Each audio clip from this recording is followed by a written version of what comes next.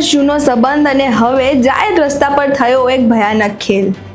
જેતપુરમાં બનેલી આ ઘટનાએ સમગ્ર વિસ્તારમાં ચકચાર મચાવી દીધી છે।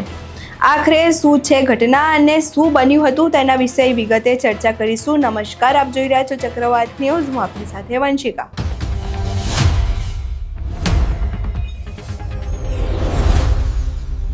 જેતપુર શહેરના કણકિયા પ્લોટ વિસ્તારમાં જાહેરમાં એક વ્યક્તિ પર છરી વડે હુમલો કરવામાં આવ્યો હતો।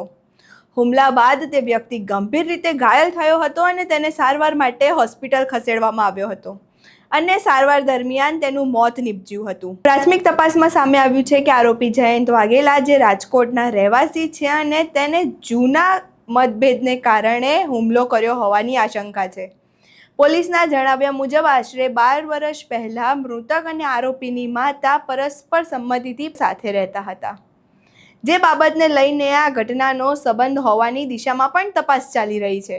આરોપીએ કમલેશ પર 5 થી 6 વખત છરીના ઘા ઝીકી હુમલો કર્યો હતો।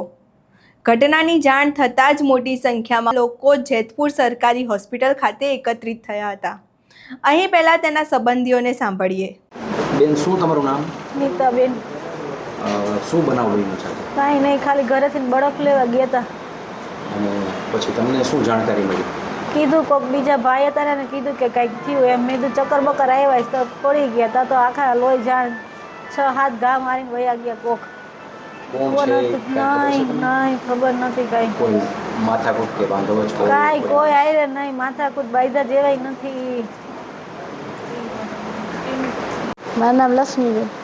શું બનાવ બન્યો છે? મને કહેશે કે હાલે 200 રૂપિયા તું રાખ, અને તાર પગાર નથી ને તો હાઈ હું પાછા દઈશ, તો તું જમતી નહીં। મેં કીધું કાં? તો કે ઉપર ઘડી ચારે આપણે હારે જમીશું। તો મેં તું શું લેવા જાઉં? તો કે હું બળફ લેવા જાઉં છું। તો કલાક અડધી કલાક થઈને તો એક ભાઈ મને બોલાવાય કે કમલેશ મામાને કાંઈક થયું ને, તો કમલેશ મામા રોડ માથે પડ્યા છે। તો અમને તેમ કે ભૂગરની ગટર કાઢી છે ને તો કાંઈક હરિયો બરિયો પગમાં લાગ્યો હશે, આવી અમને કાંઈ ખબર નહોતી। પછી ત્યાં ગયા ને તો બધા બાયું કહેવા માંડ્યા કે આ ભાઈને તો 3 કલાકથી માર પણ શું થયું? બનાવું શું બન્યું કઈ? ના, અમે ઘરે હતા, બળફ લેવા ગયા। કોઈ વાતુમાંથી જાણવા મળ્યું? ના કાંઈ નહીં સાહેબ।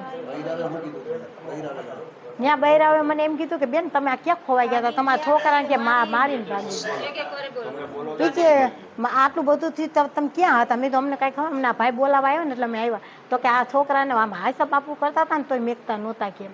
પછી એક વાર છે ને એ કે છરી એને હાથમાં હતી ને તેને પગમાંથી કાઢીને સીધી મારી દીધી। તો છોકરી એ કાંઈ ખબર નથી સાહેબ અમને। અહીં તમે તેમની માતા અને પત્નીને સાંભળ્યા। હવે ડીઆઈએસપી દ્વારા શું માહિતી આપવામાં આવી છે તે સાંભળીએ। સાહેબ, જેતપુરમાં હત્યાનો બનાવ સામે આવ્યો છે, હત્યા કોને કરી છે અને શા માટે કરી છે? જેતપુરના કણકિયા વિસ્તારમાં આજે બપોરના સમયે એક હત્યાનો બનાવ બનવા પામેલ છે, જેમાં મરણ જનારનું નામ કમલેશ અરવિંદભાઈ વાઘેલા છે અને જે હત્યા કરનાર છે તેનું નામ જયંતભાઈ કાળુભાઈ વાઘેલા છે। મરણ જનાર છે તે આરોપીની માતા સાથે મૈત્રી કરારથી રહેતો હોય અને આરોપીના જે પિતા છે એ 10 વર્ષ પહેલાં ગુજરી ગયેલો હોય અને આરોપી રાજકોટ મુકામે રહેતો હોય।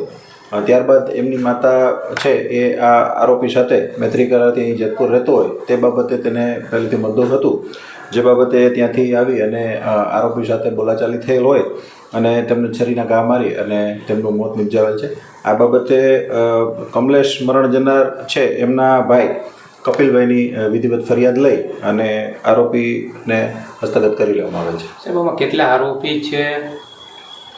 આરોપી અત્યારે એક આરોપી હસ્તગત કરવામાં આવેલ છે, તેની સાથે મદદગારીમાં અન્ય કોઈ આરોપી છે કે કેમ તેની પણ ચકાસણી થઈ રહી છે અને રેકી કરવા આવેલ હોય અને અન્ય કોઈ આરોપી આમાં ખુલ્લો પામશે તો તેમને પણ ધરપકડ કરવામાં આવશે।